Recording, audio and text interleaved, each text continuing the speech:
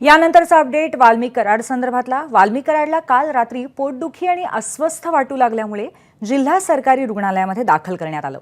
सरकारी रुग्णालयाच्या आयसीयूमध्ये वाल्मीकवरती उपचार सुरू आहेत। कराडची सोनोग्राफी करण्यात आली आहे आणि शुगर आणि बीपी ही तपासण्यात आले।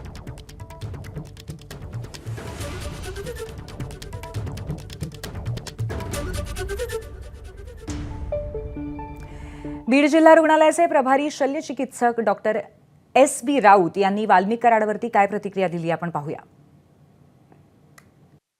वाल्मी कराड नावाचे जे आरोपी आहेत त्यांना पोटात दुखण्याचा त्रास सुरू झाला असं त्यांच्या जिल्हा प्रशासनाचे जिल्हा कारागृह प्रशासन आहे त्यांच्या मार्फत आपल्याला लेखी कळवण्यात आलेलं होतं। पोटाचा त्रास असल्यामुळे जे ऑन कॉल आपले सर्जन आहेत ज्याला आपण शल्य चिकित्सक म्हणतो त्यांना संध्याकाळी जाऊन तपासणी केली। कारागृह प्रशासनाने त्यांना रात्री 12:30च्या दरम्यान जिल्हा रुग्णालयामध्ये आणून दाखल केलेले होते। सध्या ते वॉर्डामध्ये उपचारासाठी दाखल केलेले आहेत आणि त्यांच्यावर पुढील उपचार आणि पुढील तपासणी करण्याची प्रक्रिया चालू आहे। एबीपी माझा, उघडा डोळे बघा नीट।